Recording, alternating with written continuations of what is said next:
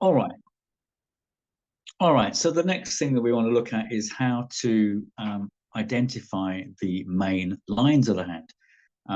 Well, this is relatively straightforward because the main lines of the hand are few in number and they always occur in exactly the same places around the hand. So um, the first line that forms in the womb of the hand is the major earth line, or the thenar crease, and this is the line that goes around the ball of the thumb. So that's the thumb line there, or the thenar crease there, and it starts up here between the thumb and the index finger, and it curls around the ball of the thumb.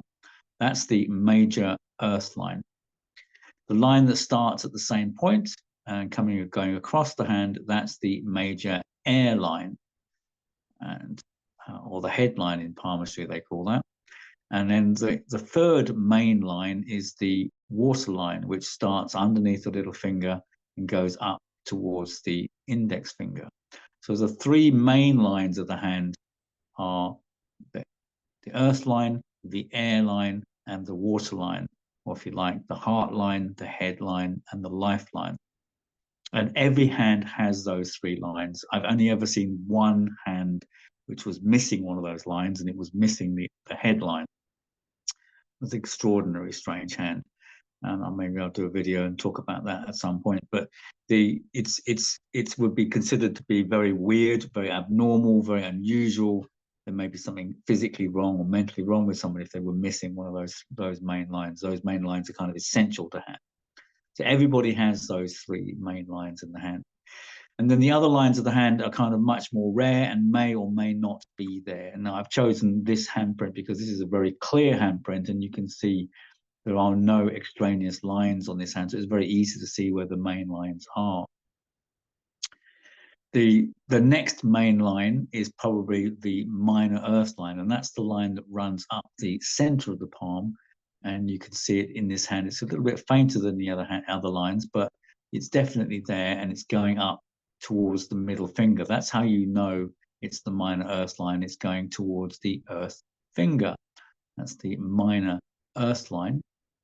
And then you've also got, in this case, the hand, the minor air line. And the minor air line is pretty obvious because it's going towards the air finger.